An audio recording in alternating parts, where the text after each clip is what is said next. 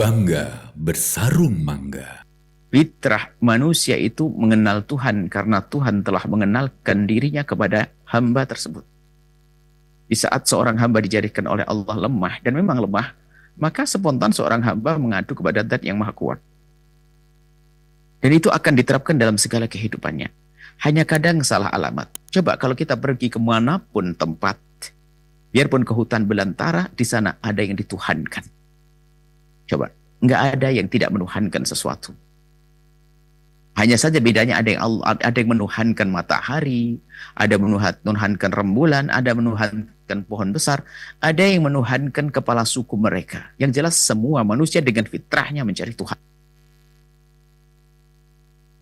Karena apa? Itu artinya Allah mengenalkan dirinya kepada hamba tersebut bahwasanya dia perlu Tuhan, mencari Tuhan. Hanya karena tidak ada bimbingan sehingga salah alamat, ternyata yang disembah adalah batu yang dipahat. Binatang yang sama-sama seperti dia lemah, sama-sama lemah. Matahari, rembulan, dan seterusnya. Akan tapi harus tahu bahwasanya semua dari manusia punya fitrah mencari Tuhan. Tetapi bedanya antara manusia yang satu dengan yang lainnya adalah mendapatkan petunjuk atau tidak. Jadi sudah ada panggilan fitrahnya bahwasanya dirinya harus kenal Tuhan, tapi kadang diseliputi oleh hawa nafsunya dan kesombongannya sehingga ia menjadi tidak kenal Tuhan. Adapun semesta selain dari manusia mengenal Tuhan dan menjalankan tugasnya sebagaimana mestinya. Dan tidak ada yang melanggar. Bertasbih dengan bahasa masing-masing. Hanya saja kita tidak faham. Seperti disebutkan dalam Al-Quran. Kita tidak akan faham tasbihnya rumput yang bergoyang. Tidak faham tasbihnya burung yang selama setiap pagi menyenandungkan lagu-lagu, menyenandungkan suara-suara keceriaan, angin-angin, sepoi-poi dan seterusnya. Itu semua adalah ada tasbihnya. Hanya saja kita tidak mendengarnya, kita tidak mengerti. Tapi mereka tasbih dan kenal Allah karena Allah telah mengenalkan dirinya kepada makhluk-makhluk tersebut. Wama jahilaka syai'un, sehingga tidak ada yang tidak mengerti, tidak kenal engkau sesuatu apapun ya Allah. Artinya apa? Engkau telah mengenalkan dirimu kepada semua makhlukmu ya Allah, sehingga tidak ada makhluk pun yang tidak kenal kepadamu ya Allah. Termasuk manusia hanya akan tetapi hanya saja dia dikuasai oleh hawa nafsunya sehingga ia tidak mengikuti seruan-seruan fitrahnya untuk mencari Tuhan, sehingga akhirnya ada orang mengatakan tidak mau bertuhan dan sebagainya. Itu unik. Yang tidak mempercayai adanya Tuhan, bahkan mengatakan tidak bertuhan, dia diam-diam menuhankan sesuatu yang ia sendiri tidak ia sadari. Sebab fitrah bertuhan itu sudah fitrahnya seorang hamba. Fitrah mencari Tuhan. Sehingga semua makhluk akan kenal Allah. Wa antalladzi ta'arrafta ilayya fi kulli syai'. Dan engkau juga ya Allah, zat yang telah mengenalkan dirimu kepadaku pada segala sesuatu. Artinya, ya Allah, telah kau jadikan segala sesuatu yang ada di kiri kananku sebab untuk aku mengenalmu. Artinya apapun yang ada di kiri kanan kita sebetulnya itu adalah apa yang Allah jadikan agar kita kenal Allah. Jadi Allah mengenalkan dirinya kepada kita bisa saja melalui langsung dan juga melalui apapun yang ada di kiri kanan kita. Ta'arafta ilayya, engkau mengenalkan kepadaku fi kulli syai', terhadap segala sesuatu. Sehingga orang cerdas tidak melihat rumput yang bergoyang kecuali langsung tembus bahwasanya rumput itu ada yang menciptakannya. Kesadaran akan ada sang pencipta. Dan sebetulnya untuk sampai kepada pemahaman, keyakinan akan adanya Tuhan Allah yang tidak serupa dengan apapun yang pernah kita saksikan, kita dengar, itu sederhana. Sehingga kalau ada orang-orang yang mengaku Tuhan, sebetulnya untuk melumpuhkan mereka sangat sederhana. Begitu juga untuk menguatkan iman kita, untuk sampai kepada keimanan yang sesungguhnya akan Tuhan Allah adalah juga sangat mudah. Semesta ini, kalau kita kembali kepada cara mengenal Tuhan adalah kita mengenal dari apapun yang ada di kiri kanan kita, bahwa tidak ada sesuatu yang ada kecuali ada yang menciptakannya. Tidak ada yang membuat. Kita tidak akan percaya kalau meja yang yang di hadapan kita adalah terjadi dengan sendirinya, tidak ada yang menciptakannya, kita tidak percaya. Biarpun kita tidak melihat siapa tukang kayunya. Tapi kita percaya ada yang membuat. Meja yang di atas bangunan Mekah ini, masjid ini. Biarpun kita tidak melihat siapa yang membangun, kita yakin bahwasanya ada yang membangunnya. Masjid di atas tanah.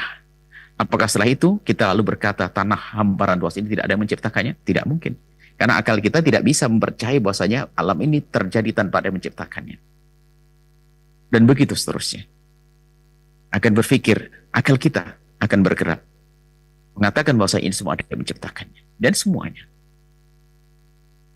Sehingga sangat mudah seharusnya kalau kita untuk mengenal Tuhan Sang Pencipta. Karena apa? Coba. Kalau kita pernah dengar Fir'aun ngaku Tuhan, Namrud ngaku Tuhan, itu alhamdulillahnya itu, Namrud itu aku ngaku Tuhan, Fir'aun ngaku Tuhan, tidak pernah Fir'aun mengatakan aku menciptakan matahari kok. Padahal kalau kita bertanya Fir'aun, ya Fir'aun siapa yang menciptakan matahari? Dia nggak berani ngomong aku menciptakannya. Setia adalah tamparan juga buat dia. Fir'aun pun tidak pernah mengatakan, Fir'aun mengatakan dirinya Tuhan, tapi tidak pernah mengatakan aku menciptakan rembulan. Yang menciptakan rembulan adalah Allah Jalla Jalaluhu. Dan kadang dialog-dialog akidah itu penting. Kan Sayyidina Ibrahim kan coba gitu waktu ketemu Namrud. Waktu Nabi Ibrahim mengatakan siapa tuh ditanya tentang Tuhan Allah, Nabi Ibrahim jawab Tuhanku Allah ada yang menciptakan dan menghidupkan. Namrud mengatakan aku menghidupkan dan mematikan. Ya Nabi Ibrahim bertanya gimana kau bisa menghidupkan dan mematikan? Diambil dua orang yang satu disembelih yang satu dihidupkan. Ini aku matikan dan ini aku hidupkan. Lelucon. Dalam Al-Quran disebutkan Allah menyebutkan Al-Quran. Bahwasanya Allah telah menerbitkan matahari dari timur, tenggelam dari barat. Sekarang kau balik. Kalau bisa wahai Namrud, fabuhital lati kafar. Sehingga orang kafir itu bungkam, tidak bisa menjawab dengan dialog-dialog akliyah, ilmiah semacam itu. Nah, Allah telah mengenalkan dirinya kepada kita dengan apapun yang ada di semesta ini. Dengan makom tinggi, makom musyahadah, wahdatus syuhud. Tidak melihat sesuatu kecuali melihat Allah. Tembus. Seperti hanya kita melihat motor, bahasanya, oh ayahku datang. Padahal kita hanya melihat motornya. Kenapa? Karena motor itu miliknya ayah. Kita baru melihat sandalnya, sudah datang ustadznya. Padahal baru kelihatan sandalnya. Itu kecerdasan. Jadi sepintas, nggak usah bertanya itu sandal dari mana beli. Enggak, dia langsung tembus. Sandal itu adalah milik ayahku. Begitu juga seorang hamba yang dengan kecerdasan fikir dan hatinya tidak melihat rumput bergoyang kecuali sadar betul siapa yang menggoyangkannya dan siapa yang menciptakannya. Allah Jalla Jalaluhu. Yang dikatakan ma nazartu fi syai'in illa wa ra'aitullaha fihi. Tidak melihat sesuatu kecuali dia melihat Allah di dalamnya, bukan di dalamnya, kecuali melihat Allah bersama penglihatannya kepada burung yang berterbangan. Langsung tembus bahasanya ada yang menciptakan Allah Jalla Jalaluhu. Ini maknanya Allah telah mengenalkan dirinya kepada kita melalui makhluk-makhluknya. Artinya, kalau sampai makhluk-makhluk ini tidak menjadikan kita kenal Allah, kita tertipu. Makhluk bisa saja burung terbang, rumput bergoyang, bisa saja harta yang melimpah. Sehingga banyak orang terlena dengan harta melimpahnya, lupa bahwasanya sahamnya 100% adalah Allah. Coba, dari mana dia bisa mengumpulkan uang? Dari kecerdasannya, jerih payahnya, semangatnya. Tanyakan, siapa yang ngasih cerdas? Siapa yang ngasih tenaga? Siapa yang ngasih kemauan? Kalau seandainya Allah jadikan dia tidak berkehendak untuk bangkit bekerja, nggak akan bekerja. Tidak diberi kekuatan, akan lemah, lemah. Lunglai. Dan jika tidak diberi oleh Allah pikiran kecerdasan, dia tidak akan bisa berpikir.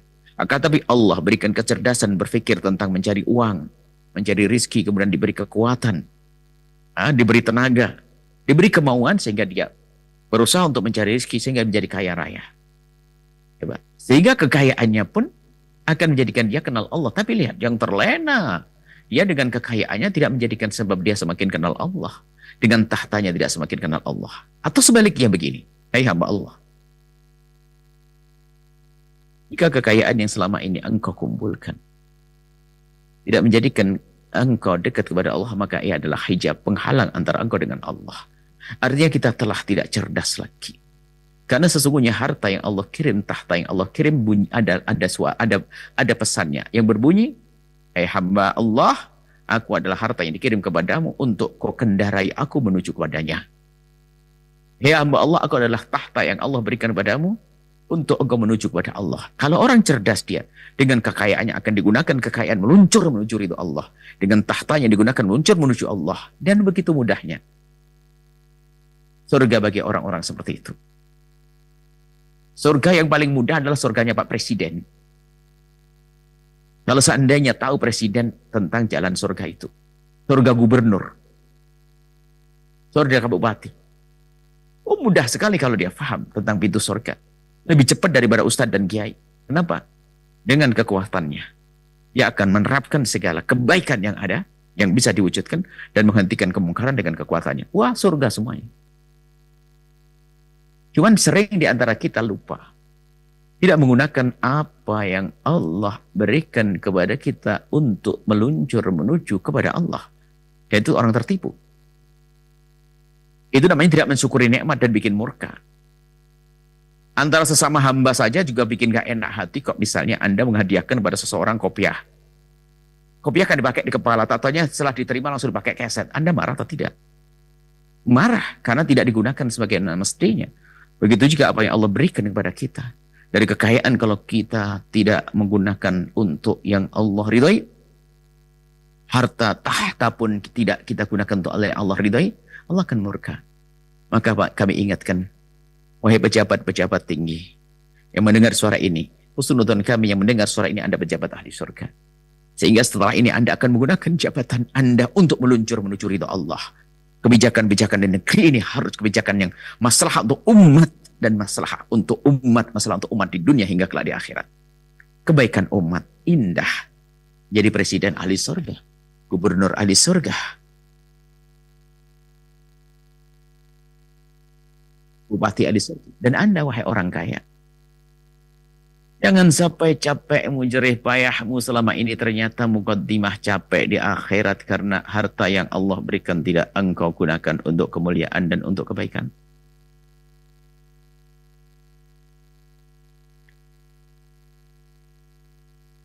Ini harus kita sadari.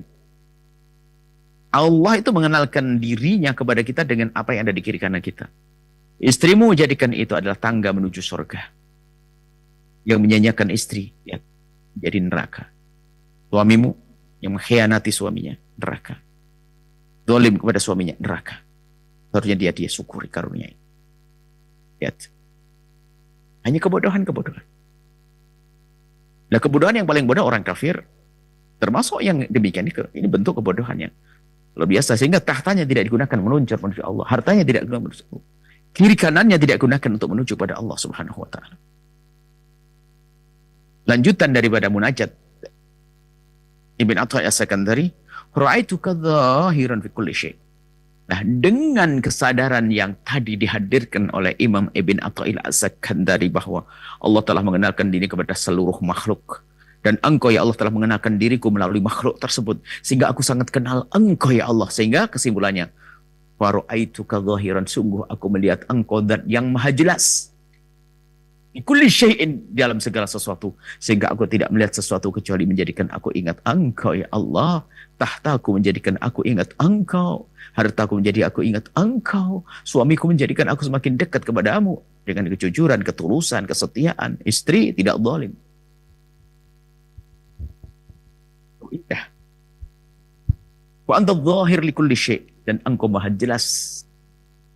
Maha jelas li kulli syai'in, bagi segala sesuatu. Engkau maha jelas bagi makhluk-makhluk. Karena engkau telah mengenalkan dirimu kepada mereka. Hanya bagi manusia saja ya Allah, kadang engkau tidak tampak jelas karena kebodohan kami. Karena kebodohan kami. Allah maha dhahir, maha jelas. Dan Allah juga maha batin, maha tersembunyi. Kalau para ulama menerjemahkan al-dhahir wal batin itu sederhana. Mungkin gambarannya begini. Wal-dhahir wal batin. Allah adalah zat yang maha dhahir dan maha batin. Yang maha jelas dan maha tersembunyi. Ini dijejer dalam satu waktu. Sehingga para ulama menjelaskan sederhana. Allah maha jelas bagi orang yang melihatnya dengan mata hati. Dan maha batin jika orang melihatnya dengan mata kasat.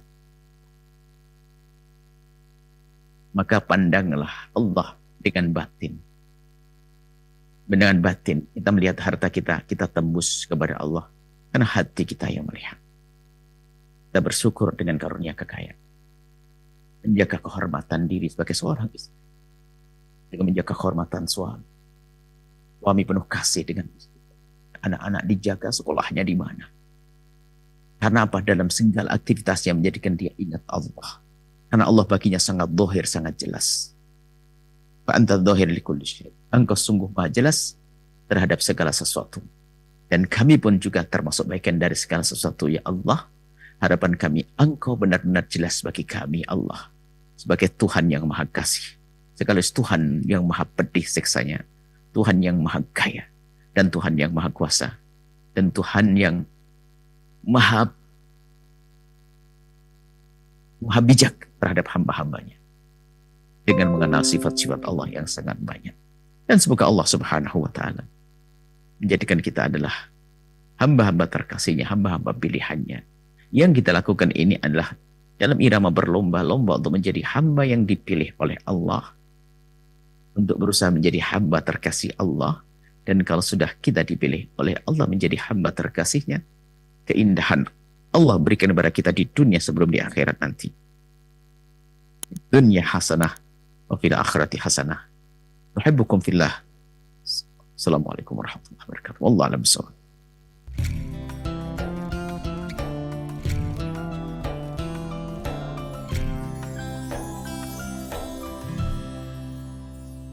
Sahabat Al-Bahjah TV, setelah menyaksikan video ini, jangan lupa bersolawat kepada baginda Nabi Muhammad. Shollu ala Nabi Muhammad. Allahumma sholli alaihi wa ala alihi wa sahbihi.